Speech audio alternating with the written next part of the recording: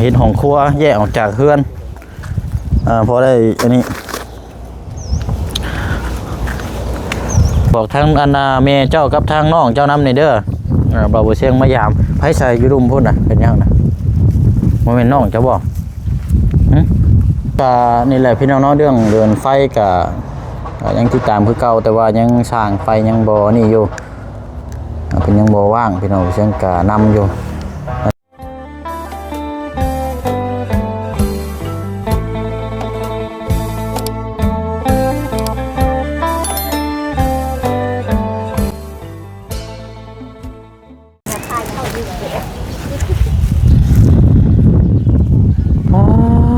พี่น้อยเนาะหลังนี้ก็จนว่า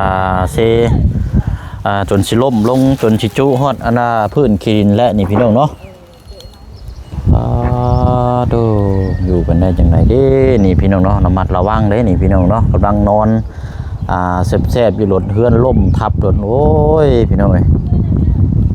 เจ็บแล้วพี่น้องเอ้ยเนาะบ่ว่าสิเป็นสังกะสีเนาะขี้มงขี้เมียงเบิดเลยเนาะเอาอันนี้ก็อยู่น้ำกัน2คนเนาะครอบครัวนี่กับพี่น้อยแม่กับลูกเนาะเอามื้อนี้มาเยี่ยมมายามเขตของทางน้องดาราเลยพี่น้องเด้อเนาะอยู่บ้านอดรขึ้นกับเมืองเซโปนแข่งสวรรค์เขตเนาะพี่น้องเนาะ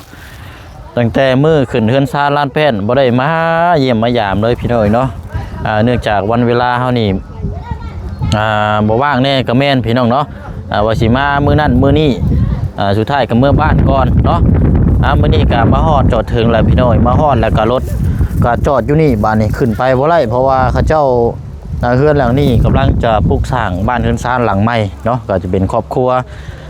ญาติพี่น้องของทางน้องดาราเนี่ยแหละพี่น้องเนาะเอาทางน้องดาราก็จักสิอยู่หรือบ่และนี่ก็บ่ได้นัดได้หมายซ้ำเนาะพี่น้องเนาะกราบทักทายสบายดีและสวัสดีพ่อแม่พี่น้องเบิดสุขุสุคนนะพี่น้องเด้อเนาะพบเจอกันอีกคือเก่าคือเดิมเนาะหากออกมาแต่บ้านพี่น้องเนาะทางพ่อน้องเปียวกับมาได้กะเวะกับมาพี่ก้อนบัดนี้พี่น้องเก็บของทางน้องดาราเนาะเพิ่นขายอย่างเด้น่ะเนาะอันสลอยบ่คือหมากหยังน่ะพี่น้องเดี๋ยวไปเบิ่งก่อนสวัสดีเอ้ยอันอยู่บ่หลานเจ้าน่ะน้องดาราอยู่บ่ไปใช่ล่ะอยู่เฮือนบ่อยู่เฮือนใหม่พุ่นแล้วเนาะเฮือนหลังเก่านี่ยังนอนอยู่บ่เดี๋ยวนี้นะยังเจ้าของเฮือนนี่เฮ็ดใหม่โอ้เฮือนมากนี่เอื้อนเราไปนอนอยู่หั่นบัดนี้โอ้เปลี่ยนเท่ากับเปลี่ยนกันนอนบัดนี้เนาะนอนเฮือนเก่าได้เฮือนใหม่แล้วลงแป้นแสดงว่าเฮือนดังนั้นน่ะโชคดีเด้อหาเนาะไผนอนก็ได้เฮือนใหม่เนาะเนาะขายยังไม่ค่าขายมักซิลี่ขายมักซิลี่ผู้หมากใหญ่แท้มันจะกินพี่น้อยเจ๊ขายยาวทำเมนแล้วจ้าสิบ่เชอรี่ต้มเองบ่มาแต่บ้านได้นี่นะจะมาแต่บ้านได้บ้านทองบ้านแกงทองบ้านหนองหัวนี่บ่จ้ามาทำกัน2คนบ่เอ่ยในลาดหน้าหัวกับลาดห้องอ้าวมาไกลรถซะนี่เนาะบางชนิดจะปลูกเองบ่เอ่ยบ่แม่นเฮาซักซื้อมาต้มขายต่อให้ถุงได้นี่นะ60ครับโอ้ยหมากบ่ใหญ่เนาะพูดดีๆนี่หมากไงเอาซอย2ถุงก็ได้เอ้ยถุงอะไรก็ได้เอาไปฝากกับเจ้าก่อน2ถุงเนาะ2ถุงก็ได้เอาเด้อขอบใจมาไก่เนาะจ้าเอาเดี๋ยวกระเบิดเนาะป้าเนาะไปหาทั้งพุ่นงานน้องละลาก่อนบ้านนี้อยู่บ่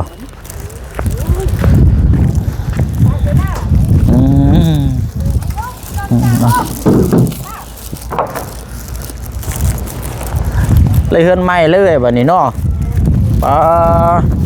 แต่ว่าเนาะคือบ่ทางเที่ยวสิขึ้นทางได้ละบ้านนี้คุณบ่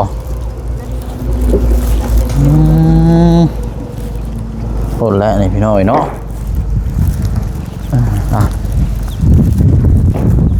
เจ้าคุดไทยแล้วเทิงมันสูงไปหน่อยเนาะนี่ก็ไม่เก่าแล้ว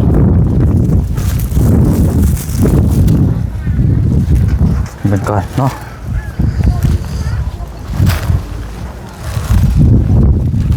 ดูเนาะ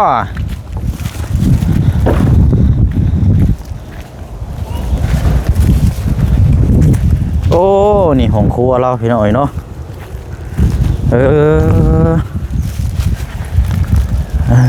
เอาดีแล้วพี่น้อยเนาะเห็นห้องครัวแยกออกจากเฮือนพอได้อันนี้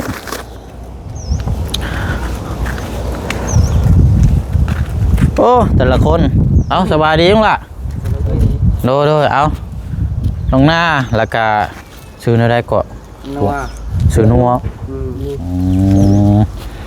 อันนี้ห้องครัวบ่น้องอันนี้นะห้องครัวพวกคือเฮ็ดตำแท้นี่ บ่คือเฮ็ดตำแท้ไหมเขาคือว่ามีหลายอยู่บ่ไม่จันเสาเฮือนเก่านะคือบ่เฮ็ดสูงๆเนาะโอ้โหใช้น้องจะได้ใส่น้องลาลาไปใส่ บ่ฮู้ เอ้า เข้าไปแล้ว ไปหากินบ่แม่เจ้าได้ใส่ไปอยู่สวนไปสวนคือกันโอ้เจ้าน่ะอยู่เฮือนกับอ้ายบ่2คนนี่บ่นั่นแหละ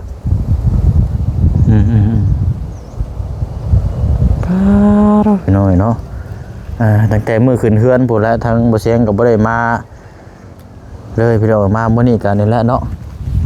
ยังมาพี่ก่อนน้องนาเจ้าอันนี้เฮ็ดร่องบ่นี่น่ะขุดร่องอันว่าเวลาฟ้าฝนตกบ่บ่ให้น้ำมันไหลเข้าในเฮือนนี่เนาะ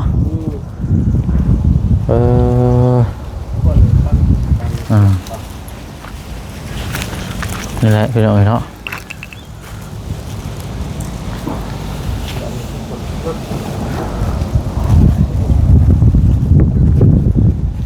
ให้อันเฮ็ดของครัวให้เฮ็ดเองบ่เจ้าว่าเป็นคนเฮ็ดฮะเจ้าเป็นคนเฮ็ดบ่โอ้เก่งแท้ไม้เฮาได้สะเบิดแล้วบ่ล่ะไม้เดือจากเฮ็ดเฮือนเก่าหั่นตอกเบิดแล้วบ่ฮะใช่พาบ่เสียงไปเบิ่งได้เบิดแล้วบ่อันนี้เฮ็ดเตียงบ่นี่น่ะเฮ็ดเตียงนั่งเนาะไม้ชนที่เดือหั่นอันนี้เนาะไม้เรือโอ้ยเตียงก็เนาะเป็นแต่ล่มแท้นี่บ่มันสิทนอยู่บ่นี่โอ้แข็งอยู่เนาะ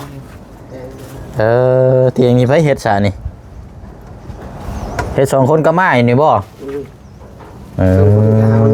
2คนเฮ็ดพากันเฮ็ดเนาะ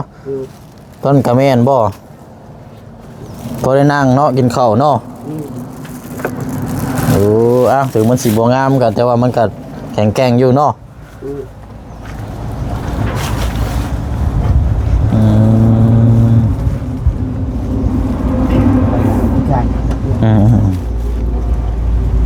ดีแล้วพี่น้อยเนาะโอ้ไปทางใดเนาะบ่แล้วคือว่าได้มื้อนี้อันนี้วันเสาร์เนาะเราอย่าไปโรงเรียนเราบ่อยู่ว่ายังเรียนอยู่น้องนาลาบ่ได้เรียนบ่พัก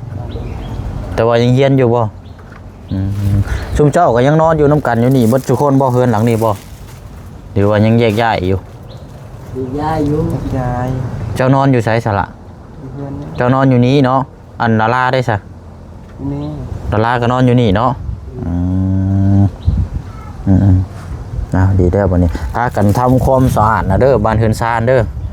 เสื้อผ้าหน้าแพรนี่เด้อให้เบี้ยนให้เมียนให้มันเป็นระเบียบแน่เนาะมันหกมันเหือแล้วมันบ่งามเด้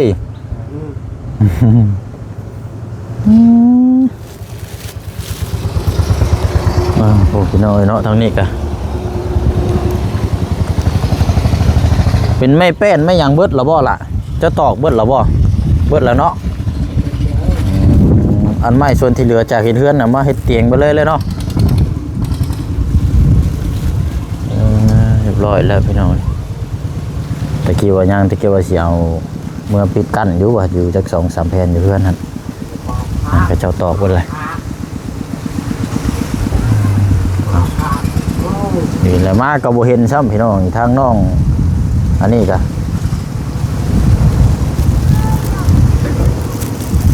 เอาสามีจะว่าเราไปเชียงฝากไว้ให้ทางน้องเจ้าน้ำเลยเด้อพากันกินเด้อเอาล่ะโดยของฝากของต้อนเด้อกินแล้วว่าข้าวเช้าได้ยังกินกับข้าวอันนี้ปิ้งหมูอันนี้เด้อปิ้งหมู2ปิ้งกับขนมกับหมักสดีเด้อ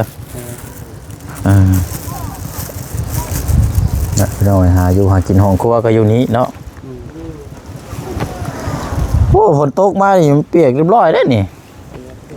สังกะสีคือว่าคือลายแผ่นอยู่สังกะสีเก่านะคือโบเฮ็ดให้มันอะไรจังหน่อยคือโบเฮ็ดให้มันสูงในจังหน่อยหั่นล่ะน้องเน็ตอยู่เฮือนอยู่บ่สละอยู่เฮือนอยู่บ่เราบ่ได้ไปให้ไปยังบ่ช่วงนี้สละ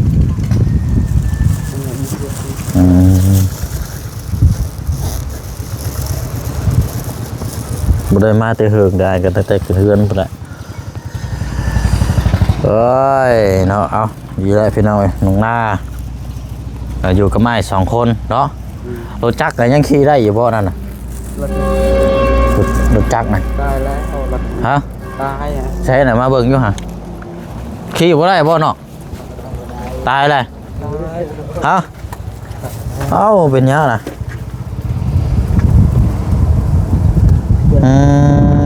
ขี่บ่ได้บ่บ่มีน้ำมันบ่จักบ่ มีน้ำมันน่ะมีอยู่ใช้น้ำมันน่ะอันนี้บ่โอ้เกี่ยวเกินใช้น้ำมันก็เนาะใส่กระตุกไปสิเลยนี่มันบ่หัวบ่น้ำมันนี่ติดน่ะบ่ไหลบ่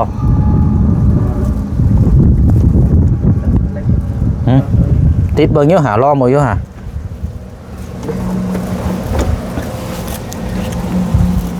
ติดเบิ่งอยู่ยันเบิ่งอยู่หาไปเต้นเลยอะไรเอากับข้าวไว้ก่อนหั่นก็ได้ล่ะเอาวางไว้ก่อนก็ได้น้ำมันแต่หลับจิกเจบ่มีน้ำมันนะนี่เบิ่งนี่โอ้ลุ่มนี่เนาะ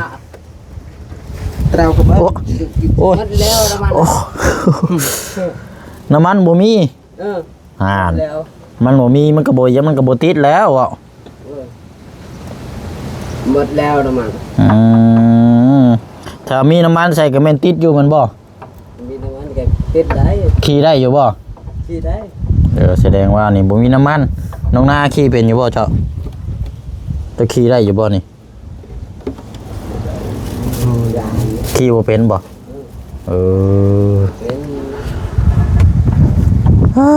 เนาะรถเรากับพี่น้องกันบ่ได้อันนี้ทางน้ำมันอยู่นี่บ่มีบ่คือมาเอาใส่อยู่ในนี่อ๋อมันนี่ใส่กระตุกก็เลยใส่ในกระตุกนี้ใส่กระตุก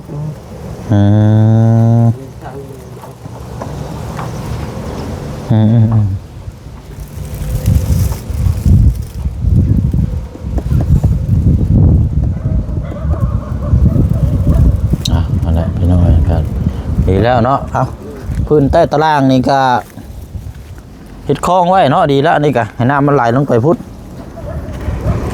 พื้นนี่คันว่าเป็นไปได้ก็เอาขี้ดินคูนเข้านิดนึงก็ได้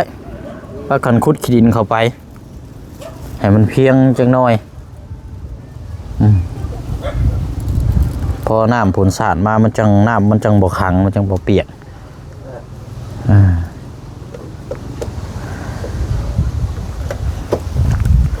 นะพี่น้องจังว่ากันอันนี้ก็ขึ้นอยู่กับงบเนาะพี่น้องเนาะอันนี้ครับงบทางประตูเพิ่นก็สดซอยเนาะถือว่าเบิดดังหรือแม่นเบิดเลยนี่พี่น้องก็ถือว่างบก็ใช้หลายเติบเนาะพี่น้องเนาะแต่ว่าเรื่องของครัวก็นี่แหละพี่น้องของครัวหลังน้อยนี่เนาะภาพฝนตกมานี่เรียบร้อยได้นี่เฮ็ดใหญ่ๆสูงๆเนี่ยจังน้อยก็สิโอเคอยู่พี่น้องเฮ็ดต่ำซับฝนตกมานี่เปียกได้นี่เอาโอเคเด้อล่ะเด้อเอาบ่เสียงเดี๋ยวมาเยี่ยมยามให้เด้อบอกทางอันแม่เจ้ากับทางน้องเจ้านำนี่เด้อบ่เสียงมายามไผใส่อยู่รุมพุ่นน่ะเป็นยังน่ะบ่แม่นน้องเจ้าบ่ไผนั่นน่ะ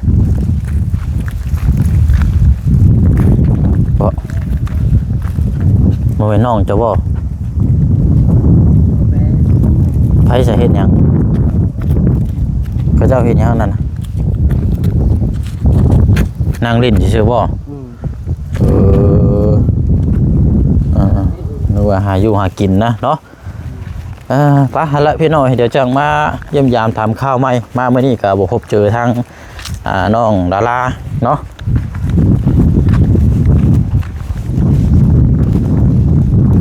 ของครัวเรา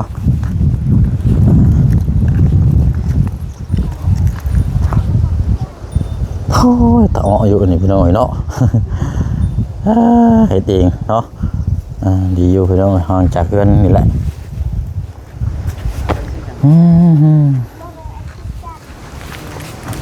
ไปตามนั้นละพี่น้องเป็นทางก่อนบัดนี้เพิ่นละจังมาเยี่ยมยามถามข่าวใหม่อันนี้ก็เขาเจ้าสิปลูกเฮือนหลังใหม่นี่ก็มานอนอยู่นี่นี่พี่น้องหลังนี่แหละหลังที่แม่กับลูกเนาะน้องดารามานอนอยู่นี่พี่น้องแต่ว่าเฮือนหลังนี้มันเป็นเฮือนของคนนี้พี่น้องเนาะเนาะไปเอาละพี่น้องเนาะเดินทางก่อนพี่น้องเนาะมาต่อกันตู้เนาะเป็นจังงานดองผูกคอต่อแขนเดือน4เนาะเดือน4ลาว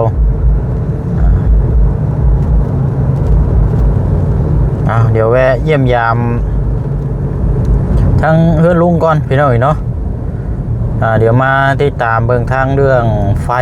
เนาะพี่น้องเนาะเรื่องไฟนี่เราก็ยังบ่ทันได้ปะลาเลยหรอกเนาะพี่น้องเนาะเพราะว่าอยู่ในช่วงที่ทั้งสร้างไฟฟ้าเพิ่นบ่ว่างเนาะ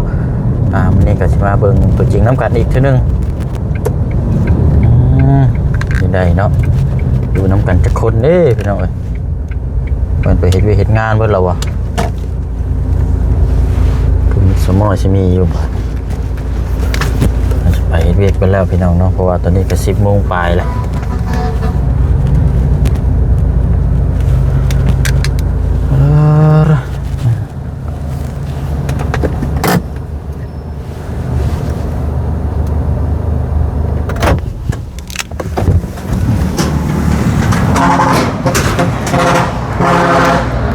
ครึ้มฟ้าครึ้มฝนพี่น้อยเนาะเจ้าว่าฝนสิตกโอ้ยเอากะนี่แหละพี่น้องเนาะเรื่องเดินไฟกะยังติดตามคือเก่าแต่ว่ายังสร้างไฟยังบ่นี่อยู่เป็นยังบ่ว่างพี่น้องเชิงกะนำอยู่สิติดตั้งให้นี่1 หลอก 2 หลอกมีอยู่5 จุดเนาะเฉพาะข้างนอกอย่างเดียวพี่น้องข้างในนี่จะค่อยว่ากันเนาะ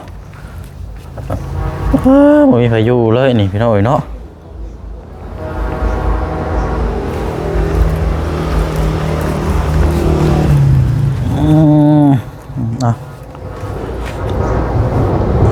เป็นทางหลอกไฟนะลึงมาทางนั้นพี่น้องโอ้มึงหุงกันเนาะยังลกคือเก่าอยู่นี่โกนโตนอยู่นี่ก็สิใส่ห้องน้ำมัน1 หลอกกับมีอยู่5 จุดเนาะที่ผู้เชี่ยวซื้อมาไว้นอกจากทางใจดีอยู่เพิ่นฝั่งไทยเพิ่นฝากมาพี่น้องเนาะมีสายไฟกับหลอดไฟอะไรพี่น้องเนาะยังเอาไว้นี่ดำเนินการต่ออีกอยู่แต่ว่าเรื่องค่าจ้างค่าหยังนี่เดี๋ยวเฮาพูดคุยกับทางสร้างเพิ่นอีกเทื่อนึงเนาะว่าเพิ่นสิเอาเท่าใดก็สิใส่แต่ทางนอกนี่แหละพี่น้องข้างในก็นี่แหละเพราะว่าพระเจ้าก็ต่อเราขึ้นเอาไฟมานี่แหละพี่น้องประมาณนี่แหละเนาะ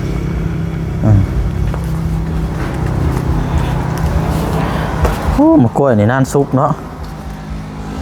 มะกล้วยนี่ตั้งแต่อันน้องสอนให้ทั้งบ่บุญบ้านป้าหันเด้นี่พี่น้องมาแต่เฮือนพุ่นละเฮือนเช่าทางบ่แซงอยู่พี่น้องนี่งานแล้วเนาะพี่น้องเนาะยังน่ะขี่เต็มรถจุนี่เนาะ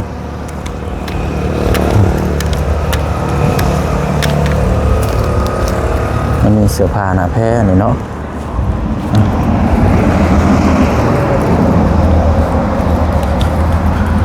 แล้วพี่น้องเนาะเดี๋ยวจังมาเยี่ยมยามถามข้าวไหมเนาะทางน้องละลากับโบยูซ้ำพี่น้องมีแต่ว่าเอาไว้โอกาสหน้ารอบหน้ารอบในจัง ไปเยี่ยมยามทางน้องเพิ่นเนาะเราสิไปเยี่ยมยามทั้งเมียประตู7 ปีนํพี่น้องเพิ่นจักเป็นจังไดเนาะเยี่ยมยามทำข้าวถ้าว่าอาการดีก็แม่นว่าโอเคแล้วบัดนี้พี่น้องเนาะถ้าว่าเรากินยาตามที่ทางแพทย์เพิ่นบอกมาเนาะพี่น้องเนาะเอาพอน้องเปียวก็สิหากินข้าวกินน้ำก่อนพี่น้องแล้วก็สิออกให้ไปเฮ็ดงานคือเก่าเนาะช่วงแรงๆแต่ว่าภาพผมบ่ตกก็สินํเพื่อนในครอบครัวแล้วพี่น้องเนาะคอยปรับประดาคอยเฮ็ดไปเนาะให้มันสะอาดสะอ้านตกแต่งไปเอาไปบายเด้อพี่น้องเด้อเนาะพบเจอกันในคลิปหน้าเนาะคลิปนี้อยู่ดีมีแห้งลำด้วยเบิดสุขูสุคนเนาะคุมฟ้าคุมฝนพี่น้องเอ้ย